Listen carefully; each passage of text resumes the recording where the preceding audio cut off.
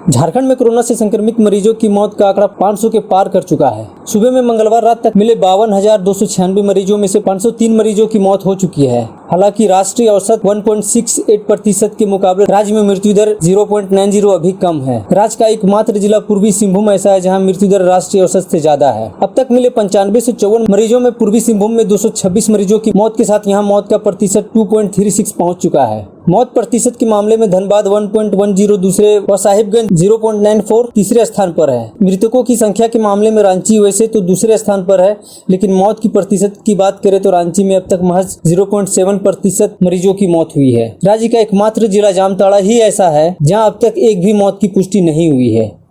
Corona virus ने विदेश में नौकरी पर ग्रहण लगा दिया है। 6 महीनों में लगभग 7,000 युवक खाड़ी देशों में नई नौकरी पाने से वंचित रह गए। जमशेदपुर से प्रति माह औसतन 1200 युवक खाड़ी देशों में नई बहाली के लिए जाते थे, लेकिन ये काम पूरी तरह से बंद है। इंटरव्यू और मेडिकल देने के बावजूद लगभग 2000 युवक अब भी वीजा का इंतजार कर रहे हैं। इसकी नियुक्ति अलग अलग कंपनियों में एजेंसी के माध्यम से हो गई है। नौकरी को लेकर वो इतने सशंकित है कि वो अपने काम के बारे में किसी को बताना तक नहीं चाहते। कोरोना का असर पासपोर्ट बनने पर भी पड़ा है। पहले जहाँ शहर में प्रतिदिन 70 से 80 पासपोर्ट के आवेदन जाँच के लिए आते थे, अब उसकी संख्या घटकर 10 से 12 के बीच पहुंच गई है। यानी जब विदेश में नौकरियां ही नहीं तो लोग पासपोर्ट भी बनवाना नहीं चाह रहे।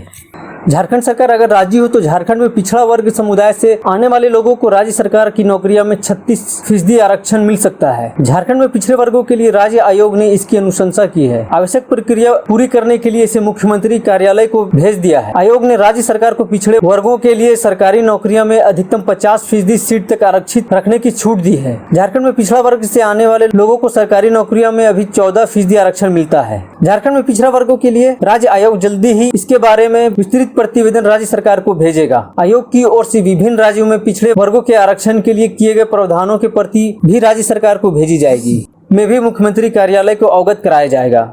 कंगना बनाम शिवसेना की लड़ाई के बीच बीएमसी की कार्रवाई की आज झारखंड तक पहुंच गई है। जमशेदपुर पूर्वी से विधायक सह पूर्व की झारखंड सरकार में मंत्री रहे सरयू राय कंगना रनावत के समर्थन में उतर आए हैं। उन्होंने बीएमसी की कार्रवाई को जंगल राज बताया, साथ ही महाराष्ट्र में राष्ट्रपति शासन लगाने की मांग। सरयू राय ने कहा कि कंगना रनावत के घर को तोड़ने के तरीके से साबित हो गया है कि मुंबई में जंगल राज, महाराष्ट्र सरकार में मवाली और माफियाओं की तूती बोल रही है। यहाँ संविधान और कानून का शासन समाप्त हो गया है, नागरिकों के जान माल की सुरक्षा नहीं है। उन्होंने पीएम मोदी से महाराष्ट्र में राष्ट्रपति शासन लगाने की मांग भी की।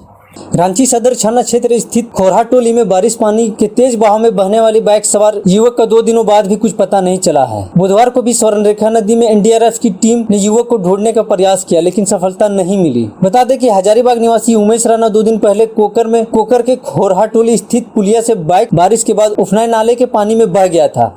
उमेश राणा अरगोड़ा स्थित एक दुकान में कारपेंटर का काम करते थे।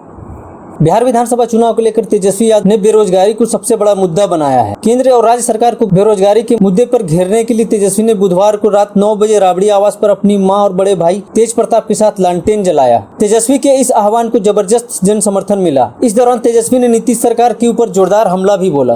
मीडिया को संबोधित करते हुए तेजस्वी ने कहा कि बिहार में अब तीर की जरूरत नहीं है। उन्होंने कहा कि लोग कहते हैं कि बिजली के जमाने में लालटेन की क्या जरूरत, ऐसे में मिसाइल के जमाने में तीर की भी कोई जरूरत नहीं। इस बार के चुनाव में तीर को उखाड़ फेंकना है, क्योंकि नीतीश कुमार बेरोजगारी नहीं कुर्सी के बारे में सोचते हैं। तेजस्वी यादव ने कहा कि बिहार के बेरोजगार जब सरकार से इसके बारे में सवाल उठाते तो उनकी पुलिस नौजवानों के ऊपर लाठी बरसाती है। तेजस्वी ने कहा कि नीतीश कुमार हाल ही में एक वर्चुअल रैली किया जो पूरी तरह से फ्लॉप साबित हुआ। सोशल मीडिया में उनकी रैली को लाइक से ज्यादा डिसलाइक मिले। पटना एम्स में कोरोना वैक्सीन के दूसरे चरण के ट्रायल की प्रक्रिया शुरू हो गई। इसके लिए वॉलंटियर्स को आमंत्रित किया गया है। हैदराबाद की भारत बायोटेक और आईसीएमआर द्वारा बनाई गई वैक्सीन का पहला चरण पूरी तरह सुरक्षित रहा था। पहले चरण में 50 लोगों को ट्रायल किया गया था, जिसमें कोई विपरीत असर नहीं पड़ा। एम्स अधीक्षक डॉक्टर सीएम सिंह ने बताया कि दूसरे चरण के ट्रायल के लिए एक बार फिर समय सेवकों को आमंत्रित किया जा रहा है। रजिस्ट्रेशन कराने के लिए अधिक जानकारी के लिए मोबाइल संख्या 7471408832 पर संपर्क कर सकते हैं। शामिल होने के लिए इच्छुक समय सेवक की पहली स्वास्थ्य जांच की जाएगी। अगर उनका शरीर ट्रायल के अनुकूल होगा तो उनको वैक्सीन का पहला डोज दिया जाएगा। डोज देने के बाद उनके शरीर की एंटीबॉडी का अध्ययन किया जाएगा और उसकी रिपोर्ट आईसीएमआर को भेज दी जाएगी।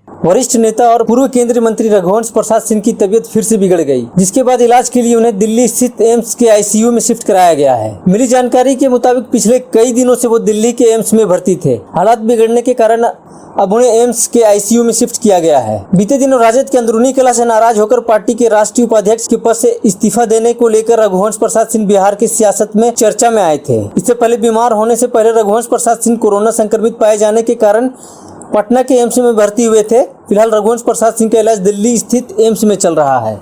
एक ऐसी घटना सामने आई है जिसने शिक्षा विभाग में हड़कंप मचा दिया है। दरअसल एक आशिक मिजाज मास्टर और छात्रा का अश्लील वीडियो सामने आया है, जो सोशल मीडिया में तेजी से वायरल हो रहा है। वीडियो में प्रधानाध्यापक एक छात्रा के साथ स्कूल में आपत्तिजनक स्थिति में दिख रहा है। इस वीडियो ने गुरु और शिष्य के रिश्ते को शर्मसार कर दिया। सामने आने के बाद आरोपी प्रधानाध्यापक को तत्काल सस्पेंड कर दिया गया है। कोरोना महामारी के कारण मार्च से बंद स्कूल देश के कुछ राज्य केंद्र शासित प्रदेश में 21 सितंबर से खुल सकेंगे।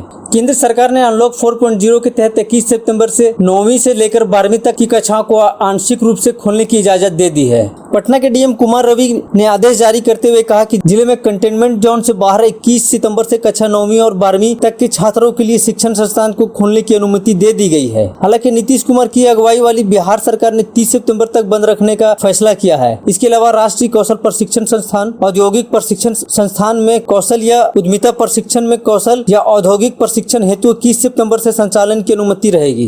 बेरोजगारी के खिलाफ सांकेतिक विरोध प्रदर्शन में बुधवार को रात 9 बजे से 9 मिनट तक लालू परिवार ने लालटेन जलाया।